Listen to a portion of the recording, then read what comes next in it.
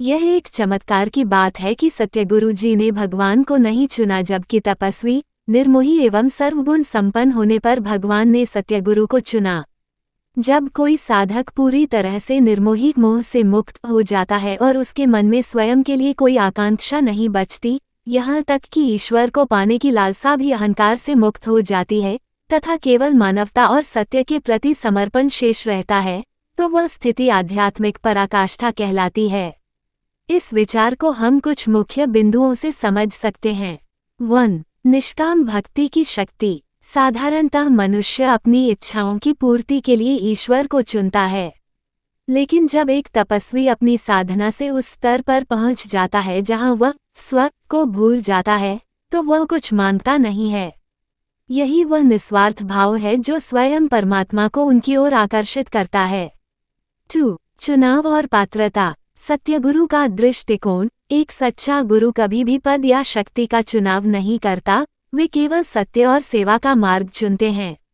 ईश्वर का दृष्टिकोण, सर्वगुण संपन्नता और पूर्ण त्याग तपस्या व्यक्ति को इतना पात्र बना देता है कि ईश्वर स्वयं उन्हें अपने कार्य के लिए एक माध्यम के रूप में चुन लेते हैं। 3. अहंकार का अभाव। जब मैं अहंकार मिट जाता है, तभी पूर्णता आती है।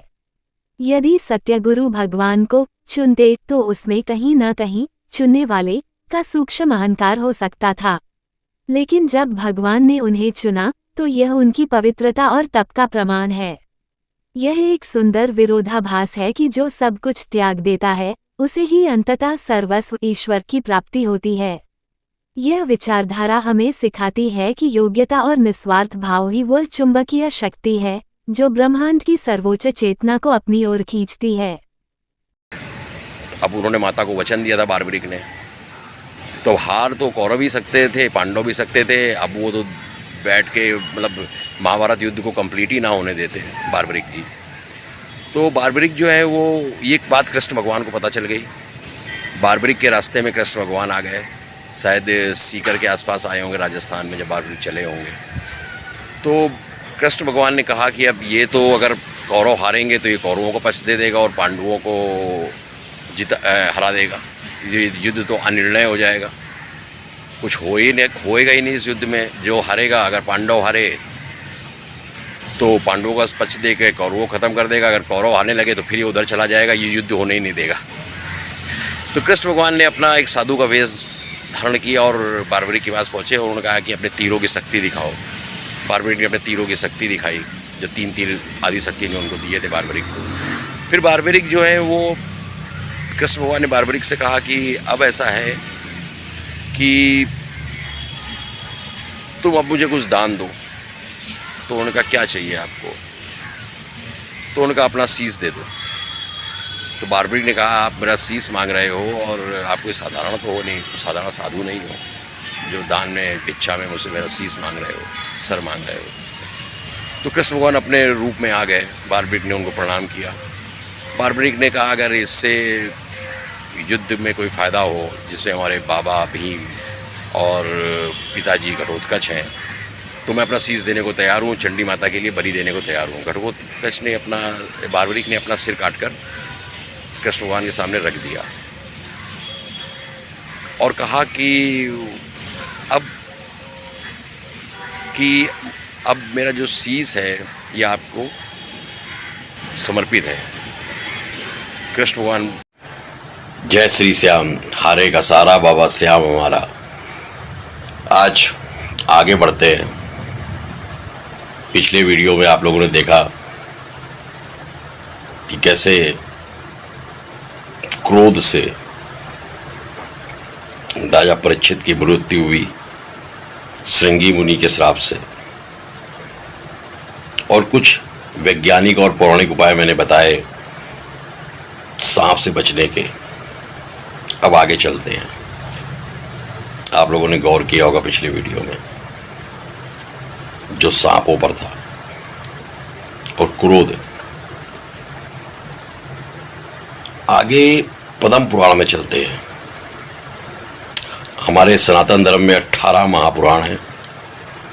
उन 18 महापुराणों में स्कंद पुराण को, उसकी विशालता, उसकी दिव्यता, उसकी जटिलता, उसकी गंभीरता को देखते हुए प्रथम स्थान दिया गया है और द्वितीय स्थान दिया गया है पद्म पुराण को। पद्म पुराण को महर्षि वेद व्यास ने रचित किया है और इसमें 55,000 श्लोक है। 55,000 श्लोक। एक मनुष्य के जीवन में औसत 29 से 30,000 दिन होते हैं। एक महापुराण की बात कर रहा हूं, ऐसे 18 महापुराण है, तो एक महापुराण में 55,000 श्लोक है। अगर एक श्लोक को भी रोज पढ़े तो भी या समझे तो ये जीवन कम पड़ जाएगा एक पुराण को ही समझने में, एक महापुराण को। इतना रहस्यमय, इतना दिव्य है भगवान का संसार। भगवान बहुत बड़े हैं। जय श्री श्याम, हारे का सहारा बाबा श्याम हमारा। श्याम बाबा की जय। मंत्र सिद्धि, इससे संबंधित बहुत सारे प्रश्न आ रहे हैं। अब बहुत उत्तम समय है। जिन लोगों ने किसी भी मंत्र का जाप किया है,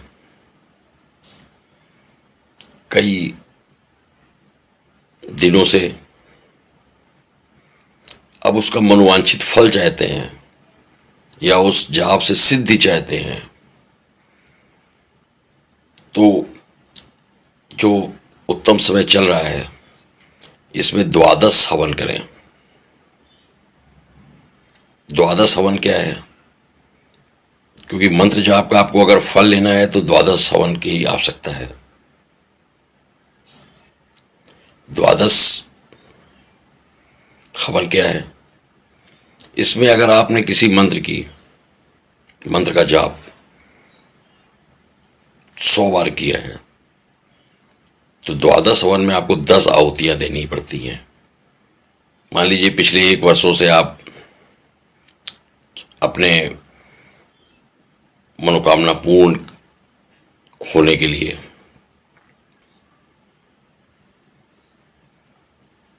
किसी गुप्त मंत्र का जाप कर रहे हैं और अब उससे फल या सिद्धि चाहते हैं। आपने 1,25,000 बार पिछले 1 वर्ष में जाप कर लिया उसका, तो द्वादश हवन में क्या करना होगा? हवन में 12,500 आहुतियां डालनी पड़ेंगी।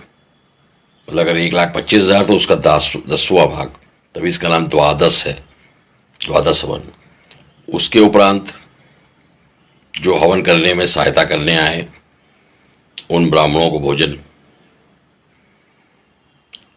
अब ब्राह्मणों को तो भोजन करा दिया, लेकिन वो तो ब्राह्मण मोबाइल लेके पेट निकाले, डायबिटीज के रोगी आए थे, फल नहीं मिलेगा।